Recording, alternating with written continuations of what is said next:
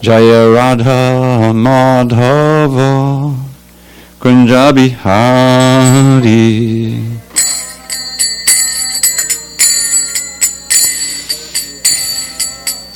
Jaya Radha Madhava Kunja Bihari.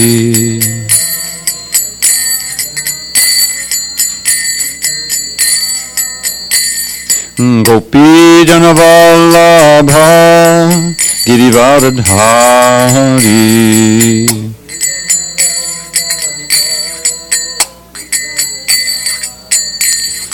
Gopi Janavallabha Girivardhari.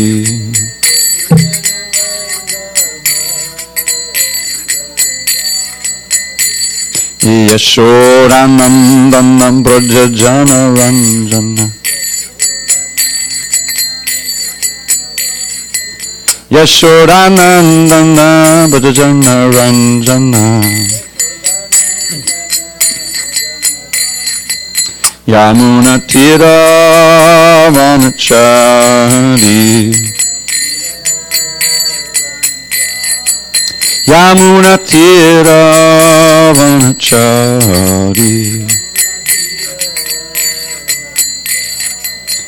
Jaya Radha Madhava Kunja Bihari.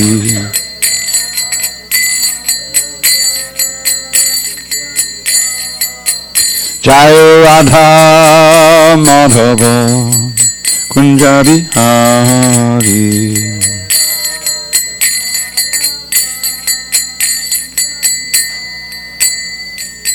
Jai Mr. Bhagavad Paramahansa Bhagavadgitacharya Ashtotar to the Srimad Divine Grace Srila A.C. Bhaktivedanta Swami Prabhupada Ki Jai Prabhupada Ki Jai Jai Om Vishnupad Paramahansa Bhagavadgitacharya Ashtotar to the Srimad Divine Grace Srila Bhakti Siddhanta Saraswati Thakur Ki Jai Ananta Koti Vaishnavinda Ki Jai Namacharya Siddharidas Thakur Ki Jai Srimad Bhagavad Gita Ki Jai, Samaveda Bhaktivinoda Ki Jai. All glories to the assembled devotees. All glories to the assembled devotees. All glories to the assembled devotees. All glory to Shri Guru and Gauranga. Om Namo Bhagavate Vasudevaya. Om Namo Bhagavate Vasudevaya. Om Namo Bhagavate Vasudevaya. Page 141. On this 5th day of February, 2019 in SanDiego, we're reading from Srimad Bhagavad Gita as it is, translation and commentary by His Divine Grace A.C. Bhaktivedanta Swami Prabhupada. And we are now in chapter 3, Karma Yoga, text number 3, at the top of page 141. Shri Bhagavanu Vacha Lokesmin Vidhanishta Pura Prokta Mayanaga Jnana Yogena Sankyanam Karma Yogena Yoginam. Shri Bhagavanu Vacha Lokesmin Vidhanishta Pura Prokta Mayanagha Jnana Yogena Sankyanam Karma Yogena Yoginam. Shri Bhagavanu Vacha Lokesmin Vidhanishta Pura Prokta Mayanagha Jnana Yogena Sankyanam Karma Yogena Yoginam. Rajesh, go ahead. Lokesmin Vividhanishta Pura Prokta Mayanagha Jnana Yogena Sankyanam Karma Yogena Yoginam. Shri Bhagavan Uvacha. Lokesmin Vividha Nishta. Pura Prokta Mayanagha. Jnana Yogena Sankyanam. Karma Yogena Yoginam. Word by word meanings.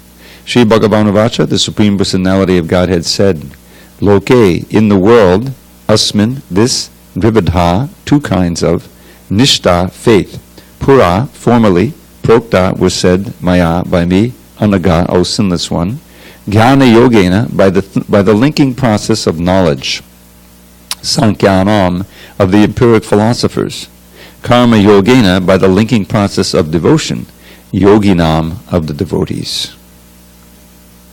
Translation. The Supreme Personality of Godhead said, O sinless Arjun, I have already explained that there are two classes of men who try to realize the self. Some are inclined to understand it by empirical, philosophical speculation, and others by devotional service. Purport. In the second chapter, verse 39, the Lord explained two kinds of procedures, namely Sankhya Yoga and Karma Yoga, or Buddhi Yoga.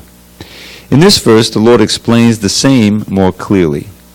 Sankhya Yoga, or the analytical study of the nature of spirit and matter, is the subject matter for persons who are inclined to speculate and understand things by experimental knowledge and philosophy. The other class of men work in Krishna consciousness, as it is explained in the 61st verse of the second chapter.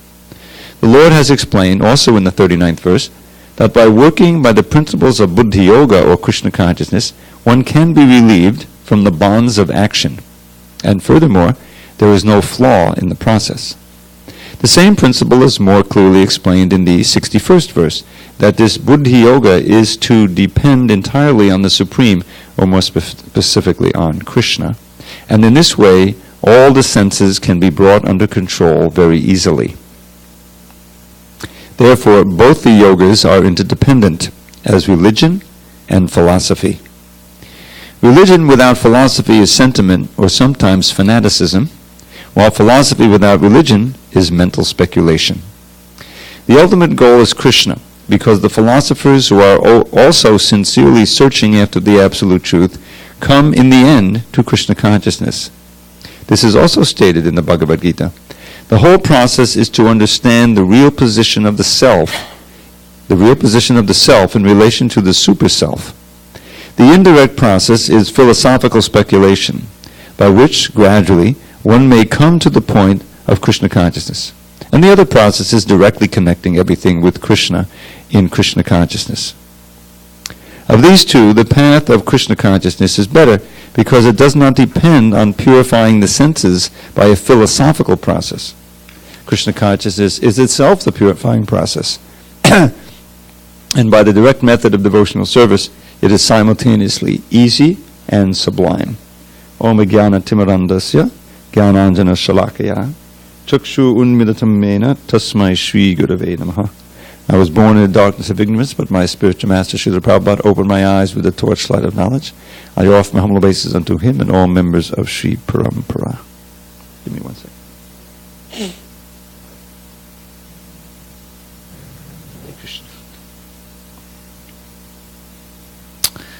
So this purport contains one of the most famous quotes from Srila Prabhupada, and that is, religion without philosophy is sentiment, or sometimes fanaticism, while philosophy without religion is mental speculation. And I think if you look over and you kind of contemplate history, Western history, you'll find that there has been a growing kind of divide between those who consider themselves serious philosophers, who have tended further and further away from theology, which is like religious philosophy, and those who are practitioners of philosophy or of some kind of religion or discipline, which doesn't really have a rigorous philosophy behind it. You have, like in the Bible, it's a big book, and there's some philosophy, but it doesn't have the kind of rigorous explanation, for instance, of how did this world come about? To just say that God created in 6 days, okay, we can accept that, but it doesn't really satisfy the inquiring mind, the analytical mind. We turn to science for that. But if you try to explain everything in terms of science or analytical science, simply material science, then you've lost something. You've lost the soul. How does science explain love? There's no explanation. Oh, something going on in the brain chemical. That's not satisfying. That's not according to our own experience. So you have this kind of ongoing debate between religion and philosophy, you see. So Prabhupada is explaining here that those who simply rely on philosophy, it's mental speculation. You go on from time immemorial, and you'll never come to a conclusion. Because our mind, however intelligent we may be, is limited. We can only know so many things. And as science goes on, historically, you see, it's been a series of discarding previous philosophies due to increased instruments of investigation.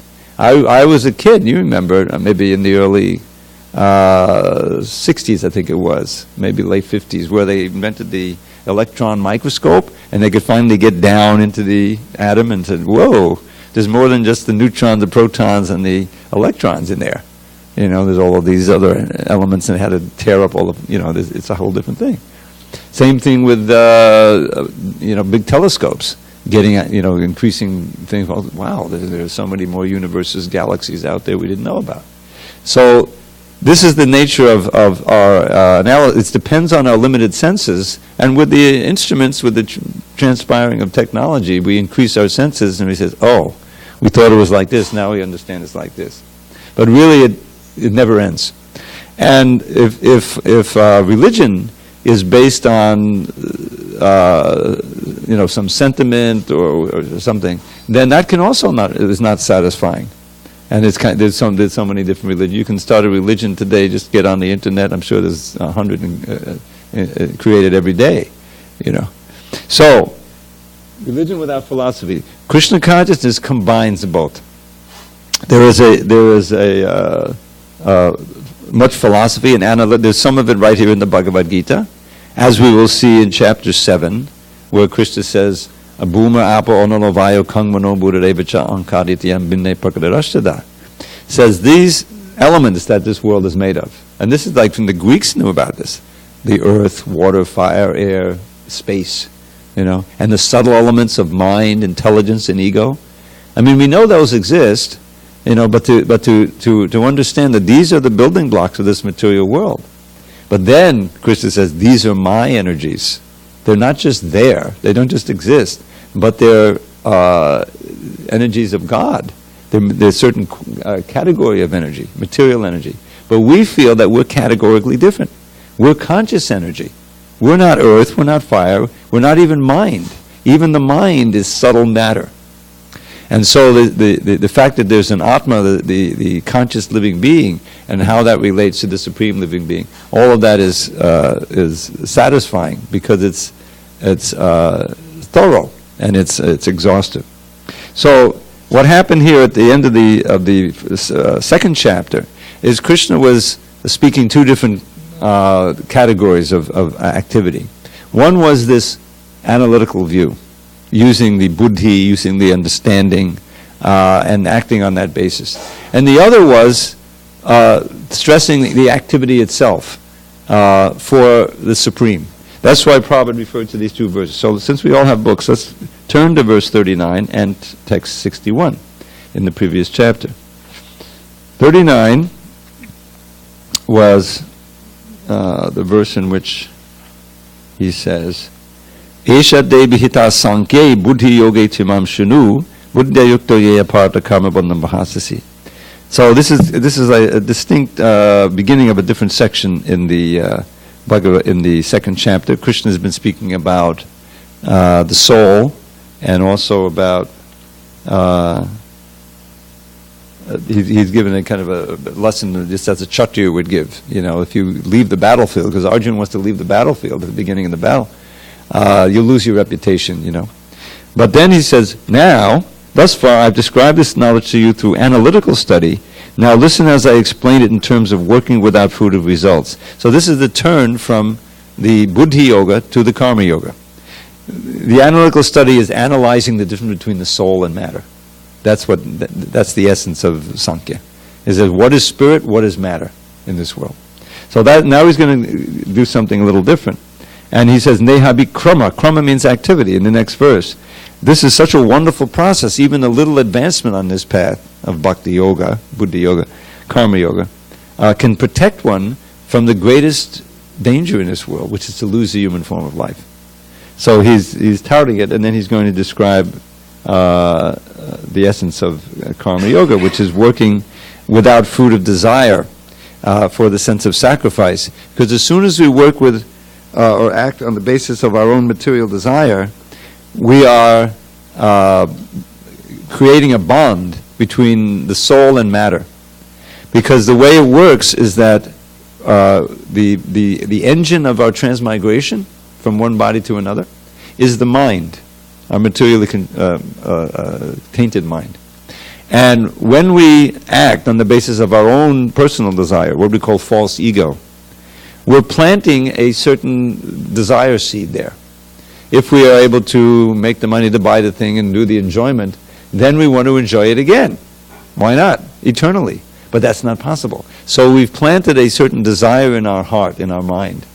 And when we leave this body and the mind can no longer fulfill its needs through this body because it's a broken down machine, that mind takes us to another body. And in this way, birth and death, old age and disease are going on as a cycle since time immemorial. So the basic principle, I was astounded. The Kumbh Mela is going on right now. Maha Kumbh Mela. In 55 million people gathering in one spot. I mean, we used to think, 30 million. 55 million has gotten huge. So why have they come? The different reasons, but the most basic reason is they want liberation. Because if you bathe, how can 55 million people bathe at the same time in the same place? I don't know. But the idea is there's a confluence of two rivers, and there's a third one that's on the subtle platform, of the Yamuna, the Ganges, and the Saraswati. And astrologically, if you bathe at that confluence at a certain time, then you get liberated from this bond of birth. And people, they want that liberation so badly. Because, simple people who may not be very learned, may be even illiterate, they know firsthand how miserable is birth, old age, disease, and death. They see it, they know it's coming, and they know from simple reading of Bhagavad Gita that it's been going on. So that's a basic motive for Atma Gyan, for understanding the truth of the soul and how you can liberate the soul from the bondage of matter. That's this famous phrase, which I learned even before I heard about Hare Krishna. Tamasi ma jyotir gama. Asato ma sadgamaya. Tamasi ma jyotir gama. Mrityum va amitam gama. Right? Go from the darkness to the light, from the unreal to the real, and from death to immortality. Now, there's two understandings of that phrase. One is ma, meaning not. But another is ma can be me. It's a prayer. Lead me from darkness to light. Oh Lord, lead me from death to immortality. Lead me from temporary to the eternal. So that's great to have that as something you learn, as a motto as a child, because it can guide your whole life. So Bhagavad Gita is meant to give us this benediction, to lead us from darkness to light, from the temporary to the eternal, from death to immortality.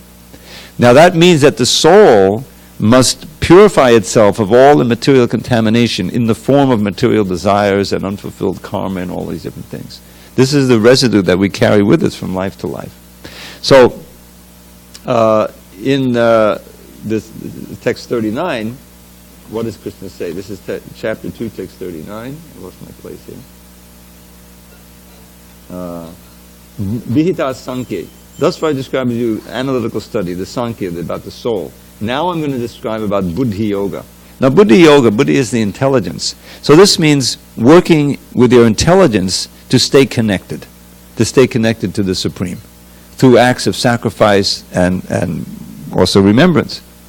Buddhya yukta, with your intelligence linked to the Supreme, karma bandham brahasabhi, you will become free from the karmic bondage. You can free yourself from the bondage of works or activities. So this is an invaluable instruction, how we can work for sacrifice. That'll be emphasized in this chapter at the beginning. So that we're not attached to the fruits of the activity, and therefore we're not tying knots that will keep us bound up to this world. That's the whole idea.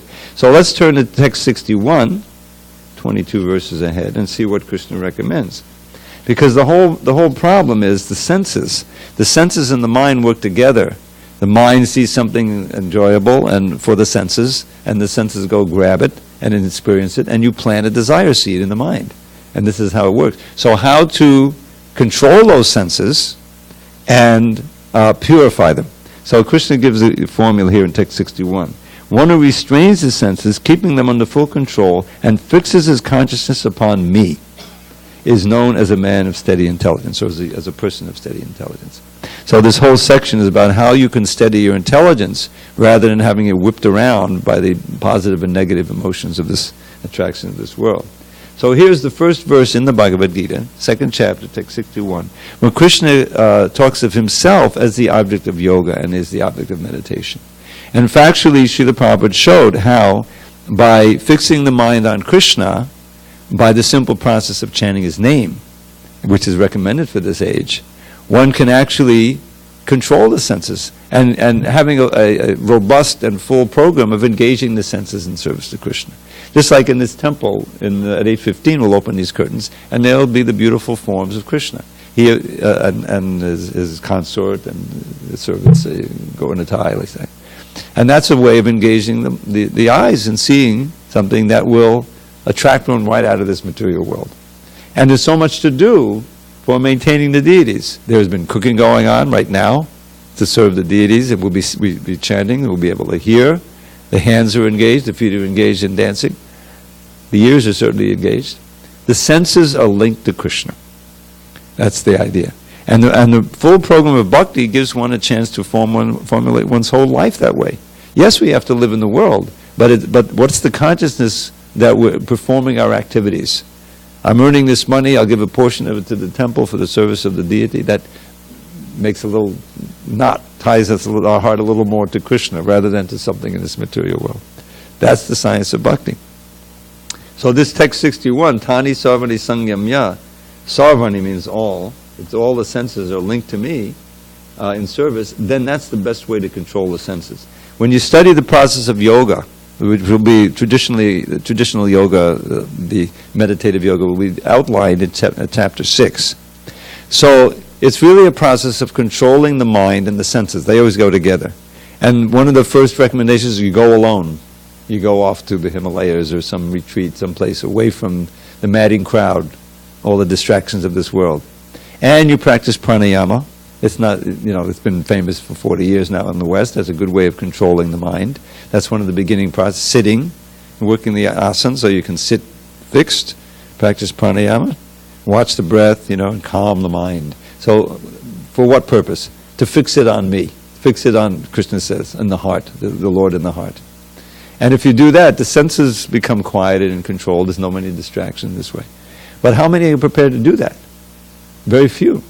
Very, very few. In this Kumbh Mela, you have some of the actual yogis that are still around. Come down out of the mountains. The Prayag is not that far from the Himalayas. And you see them. Srila Prabhupada used to live in Prayag for 13 years, our spiritual master. At the time he was a householder, he was a pharmaceutical salesman like that. So he saw several of these Kumbh Melas. There's different melas. The big one is in Prayag every 12 years. And he saw these yogis, naked yogis, coming down. They looked like they were 30, 40 years old, and they were heard to know they're 300 years old. It's possible to do that with slowing the respiration and practicing this system, But they're not devotees, they're not full-on Krishna bhaktas. So therefore, you hear about, I remember reading this account many years ago, I think it was in National Geographic, they were doing something on Kumbh Mela. Right on the cover, they had this picture of this young lady with tattoos of Krishna's name in Sanskrit all over her face. Okay, that's one way of remembering Krishna. So, but it described there, and Srila Prabhupada has that sometimes there would, because of different groups of the yogis, they have different loyalties and things. There was a big rumble, you can call it, because who's going to bathe first? Who's going to be able to go in at that precise time? You can't have 50 billion people bathing at once, and so they had a big fight. That's why the soldiers are there. They built a city. I mean, it's the biggest city in the world, 55 million people. But they have roads, they have a post office, they have guards, they have police, they have everything. For it's going on several months long, I think. So the idea is that desire for liberation motivates these people to come to perform so many austerities. You have old people who know they may die soon, they want to get liberation. They make it to there, and it's cold, it's freezing here. You can imagine what it's like in northern India. It's not tropics there. And the January people taking bath, not just at that time, but before. When Prabhupada went there, he took it. There was several times he went. Took the devotees, the first team of devotees, to Kumbh Mela, and you can imagine, they had this big tent, and very little heating. And then, if you wanted to be strict, you had to get up at 3 or earlier and make your way down to the river and take a bath in January, And they did it. These kids, the young Americans did it. So, Krishna is Prabhupada's referring to these two verses as ideal of the Sankhya and the Karma Yoga. So, what happened was that the reason why he's explaining this is that Arjuna was a little bewildered, because the last verse of the second chapter talked about attaining Brahma Nirvana. Now, you wouldn't think Brahma Nirvana, now you want me to go fight a war? It didn't seem incompatible. Imagine all of the distraction and the noise and the thing. That's not Brahma Nirvana. Okay, merge into Brahman and very peaceful. So Arjuna was a little confused. He pretended to be confused. But the fact is, the essence is to be a yogi even in one's activities. Even one has to, work in his job, do whatever it is. But the question is the underlying mentality and the motive that you're working for. Ultimately, to remember Krishna and do our duties. To learn how to remember Him. To meditate on Krishna. Dynamic meditation. You see, even while doing one's duties. And in the ideal sense, as the fortunate souls who are able to be full-time devotees, everything we do is for Krishna. Everywhere you look, you're reminded of Krishna. And when because it says in previous life, we had worked out so many things and we couldn't be satisfied in any material life, so we jumped off the cliff and joined the Hare Krishnas back in the 70s. So, any questions on this verse? Krishna will now explain these two paths, karma and Sankhya, basically. Yes. Time flies. There's other melas, smaller ones in different cities, but the big one comes every 12 years in Allahabad. All right, takes 4. Nakarmanam Naishkamyam Purushoshnuti Nachasanyasanareva Siddhim Samadhigacchati. Not by merely abstaining from work can one achieve freedom from reaction, nor by renunciation alone can one attain perfection. Purport. The renounced order of life, this is sannyasa referred to in this verse, the renounced order of life can be accepted when one has been purified by the discharge of the prescribed form of duties which are laid down just to purify the hearts of materialistic men. Without purification, one cannot attain success by abruptly adopting the fourth order of life, sannyas. According to the empirical philosophers, simply by adopting sannyas or retiring from fruitive activities, one at once becomes as good as Narayan. But Lord Krishna does not approve this principle. Without purification of heart, sannyas is simply a disturbance to the social order. On the other hand, if someone takes to the transcendental service of the Lord, even without discharging his prescribed duties, whatever he may be able to advance in the cause is accepted by the Lord. Buddhi Yoga. Swalpamapyasya dharmasya trayate mahato bayat. Even the slight performance of such a principle enables one to overcome great difficulties. So, the idea is that, underlying the whole Bhagavad Gita is Krishna's encouraging Arjuna to fight in the battle. And Arjuna eventually does agree to do that. But while doing that, he's in yoga. By leaving the battlefield and thinking he's going to go meditate in the Himalayas, he'd be out of yoga because he's not acting according to Krishna's desires. The yoga must mean, according to the Bhagavad Gita and other literatures like the Bhagavatam, is connecting with Krishna in every sense. This is bhakti yoga. And that means following the will of Krishna. So Krishna wants him to fight, even against his gut desires. He wanted to see his guru, or his teacher, alive. He didn't want to participate as Dronacharya. He was very exalted, and Bhishma Dev and others. He was just aghast. Who cares about this battle? Even those who had stolen the kingdom from the Pandavas, the rightful owners of the throne, the Duryodhana and his 99 brothers, Arjuna says, if they're killed, I can't enjoy the kingdom. They had tried to kill the Pandavas in order to get the kingdom. But he's such a forgiving soul, he said, I'd rather go to the forest and beg, I don't care. So this was Arjuna's sentiment. But it was off base, because it was directly opposed to what Krishna wanted. So the whole thing is bringing Arjuna around to the idea that, yes, my real dharma, and following dharma is a central principle in Vedic culture, is to do that which is in tune with Krishna's will, and that will be the best for me and for everybody else. So here Krishna is saying there's something called Naishkarmya. Naishkarmya means the state of being in which you act, but you're not incurring any karmic reactions. In other words, Krishna consciousness. But you can't get Naishkarmya by just not doing anything, because you can't do anything. It's not possible to do nothing at any time. You'll mention that in the next verse. You're thinking. The mind is active. That's doing. Yeah. So the idea is to get to this point of Naishkarmya, you have to work, but work in such a way that it's not motivated by fruit of desire. It's motivated by wanting to connect with Krishna, connect with the Absolute.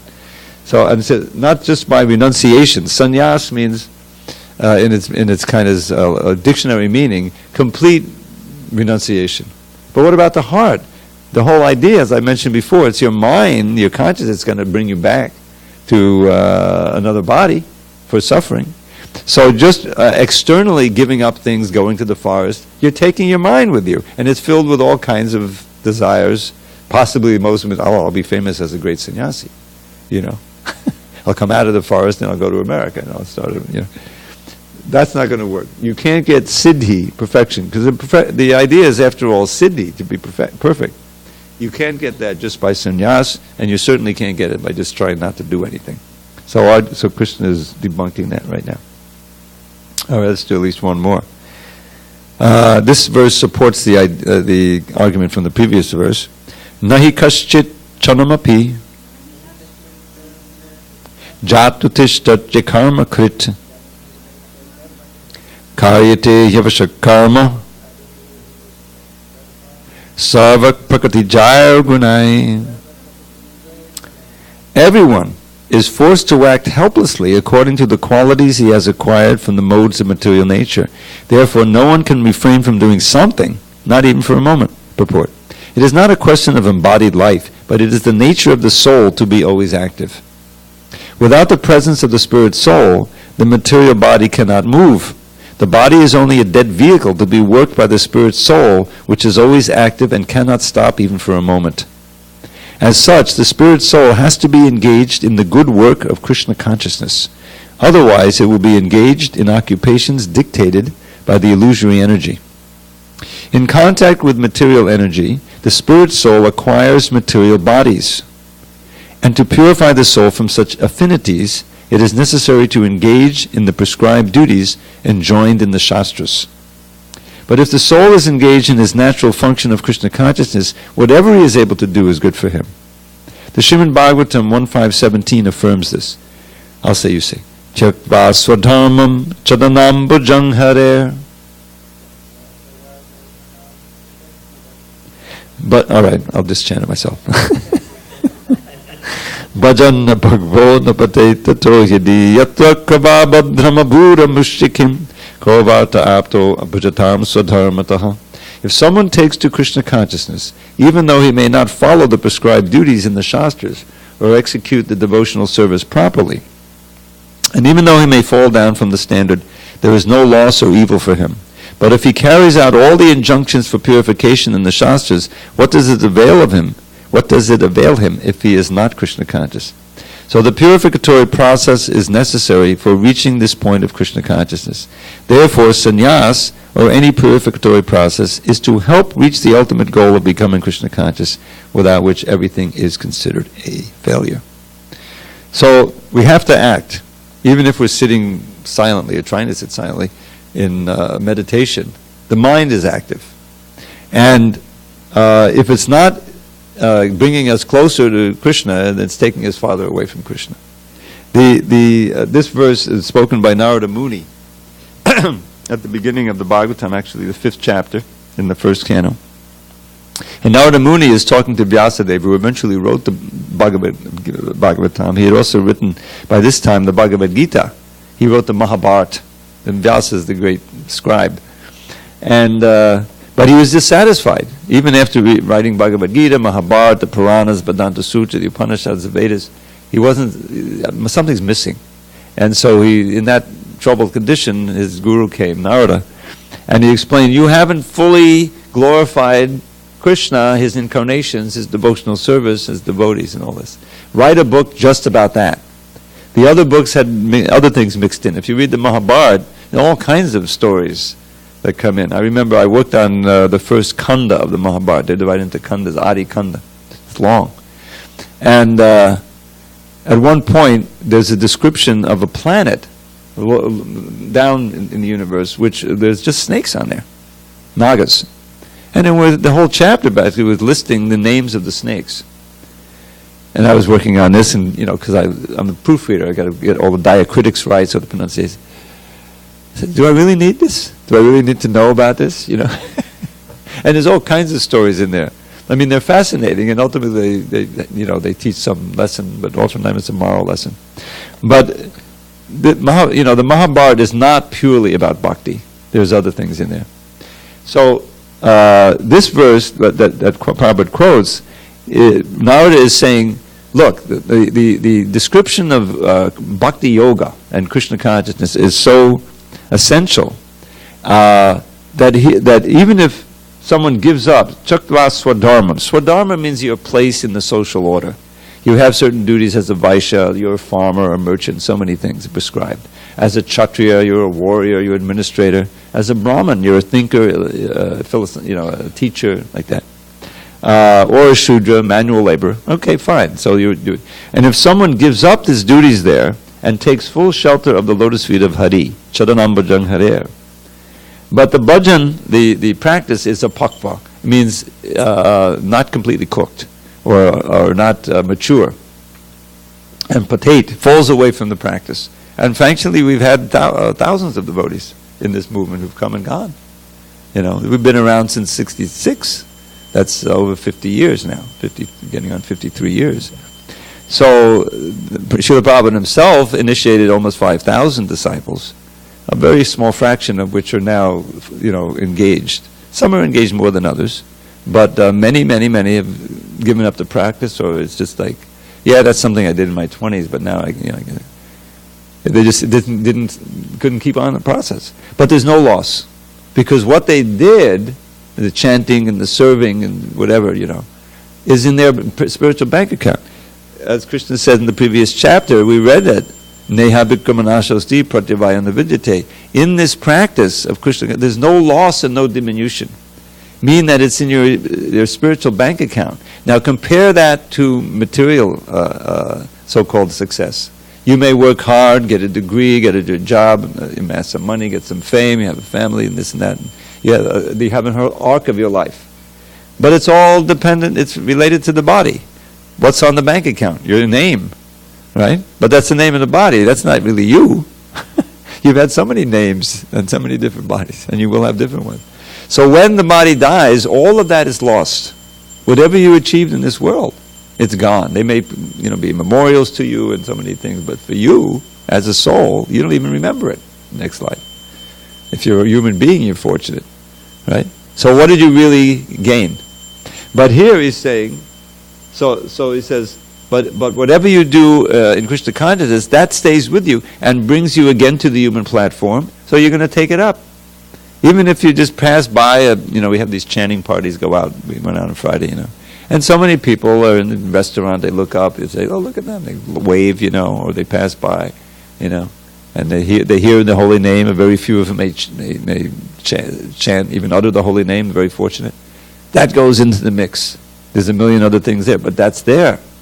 And that will bring you back to the human life, and you'll start at, that's half of 1%, you'll start at, 0.6% next life. So that's what he's saying. But yatra pavabhadram, how can there be any abhadra? In other words, there's nothing inauspicious about someone who starts the process and leaves it, the process of Krishna consciousness. But ko varta apto, what is the goal? What is the value of someone who's abhajatam and swadharmataha? He nicely does his duties, social duties, but there's no bhajan, there's no connection to Krishna. There's 7 billion people doing that now. But so that's what this is all about. Krishna consciousness itself is the perfect combination of religion and philosophy. So there's plenty of activity, but there's also underlying, philosophy to explain why it's happening, and it will purify you. It negates your karma. It is nishkarmya. If you're out doing something in Krishna consciousness, whether it's sweeping the floor or dancing in front of the deity or cooking or whatever, you're not getting any, karmic reaction. You're burning up karmic reaction, and you're, putting in bhakti deposits in your bank account. So it's all auspicious. That's the idea. All right. So we come to 8:00. We'll pick that up tomorrow. Text number 6. Let me put the marker. And where is that marker? I had it. Oh, here it is. Thank you. Thank you very much. Okay. And I think we're again reading Krishna book this week. You have to keep track. Yeah, a very exciting chapter, which is, I think, the killing of Agasha.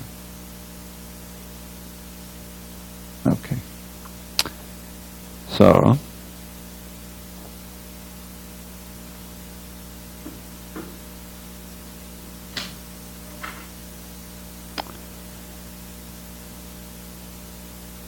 right.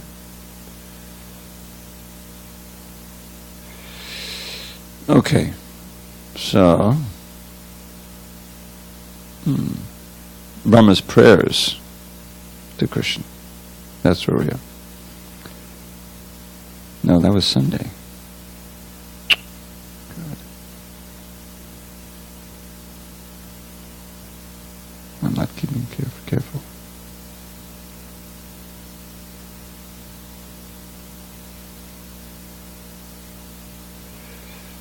All right. So what happened is, just to keep you up to date, is that Krishna goes out every day and he plays with his friends. And there's this villain named Kamsa, who an oracle predicted that the 8th son of Krishna's mother would kill him. He actually said the 8th child. So he was panic-stricken, and he was going to chop off her head. It happened to be his cousin's sister. There's kind of a merging of that in Vedic culture. And but her life was saved by the husband, and then they But he had to promise that he would give all of his newborn children to Kamsa, the demon, because he might be threatened by them. So he did that, and this horrible demon he's killing these children one after another, 6 of them. There's a whole backstory to that, but I won't get into that. So then the 7th child was born, and that was Krishna's elder brother, Balaram, and he was transported to Vrindavan. And then Krishna appears, and he's carried to Vrindavan, and he starts growing up there. But Kamsa is always worried that he's somewhere around, so he sends out all these demons, friends of his, who are shapeshifters. They can take different forms. The first one was a witch who was able to look very beautiful. And she entered in, she tried to kill Krishna by suckling him and poisoning him. But he killed her. And she was actually purified by that contact. It's a whole story. Then there was this cart demon, and then a tornado demon, and a big bird that tried to swallow Krishna. And now comes this huge python. This demon takes a big, and he sits on the path. And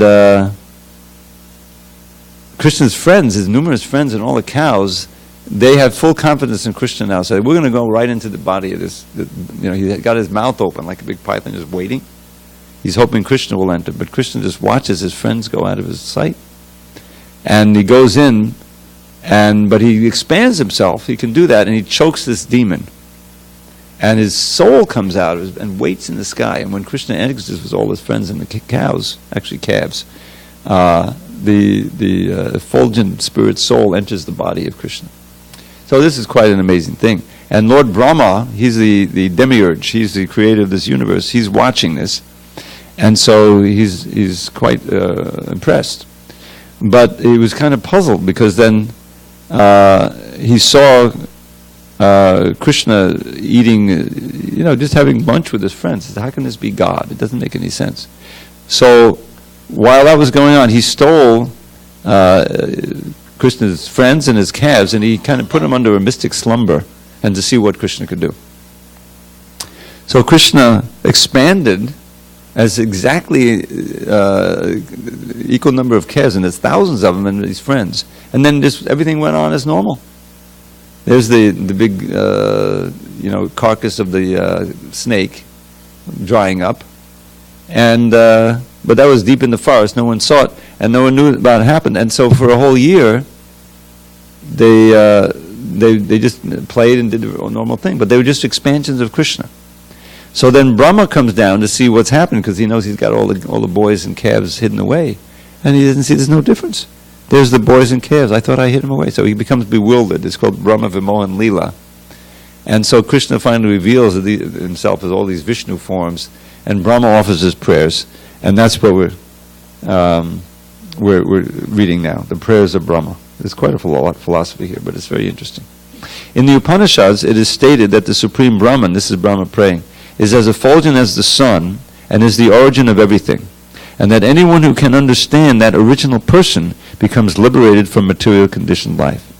Anyone who can simply be attached to you, and he's looking at this Brahma with 4 heads, and he's praying to this little boy, Krishna, he's not even 5 years old, and he's got this little yogurt and fruit in his hand, and receiving these prayers from this big demigod.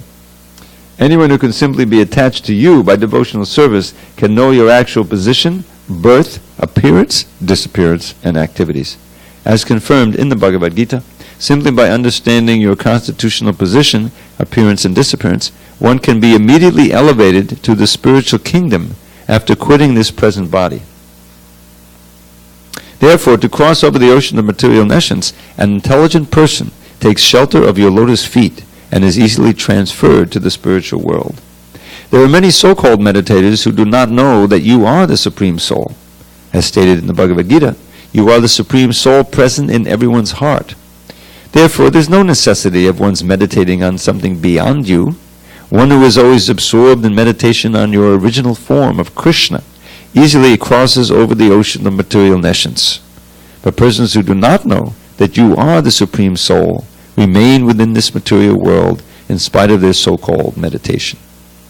If, by the association of your devotees, a person comes to the knowledge that Lord Krishna is the original Super Soul, then it is possible for him to cross over the ocean of material ignorance.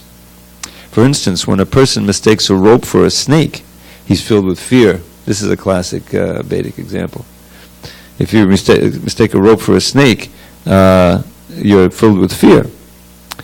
But as soon as he understands that the rope is not a snake, he's liberated from that fear. If one understands you, therefore, through your personal teachings, as stated in the Bhagavad Gita, or through your pure devotees, as stated in Srimad Bhagavatam and all other Vedic scriptures, if one realizes that you are the ultimate goal of understanding, he need no longer fear this material existence. So-called liberation and bondage have no meaning for a person who is already engaged in your devotional service, just as a rope is not fearful to a person who knows it's not a snake. A devotee knows that this material world belongs to you, and therefore he engages everything in your transcendental loving service. Thus, there is no bondage for him. For a person who is already situated in the sun planet, there is no question of the appearance or disappearance of the sun in the name of day and night. It is also said that you, Krishna, are just like the sun, and that Maya is like darkness. When the sun is present, there is no question of darkness. So for those who always remain in your presence by engaging in your service, there is no question of bondage or liberation. They're already liberated. On the other hand, those who falsely think themselves to be liberated without taking shelter of your lotus feet fall down because their intelligence is not pure.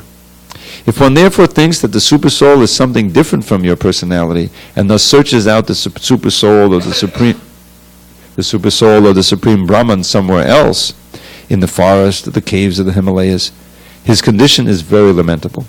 Your teachings in the Bhagavad Gita are that one should give up all other processes of self-realization and simply surrender unto you, for that is complete.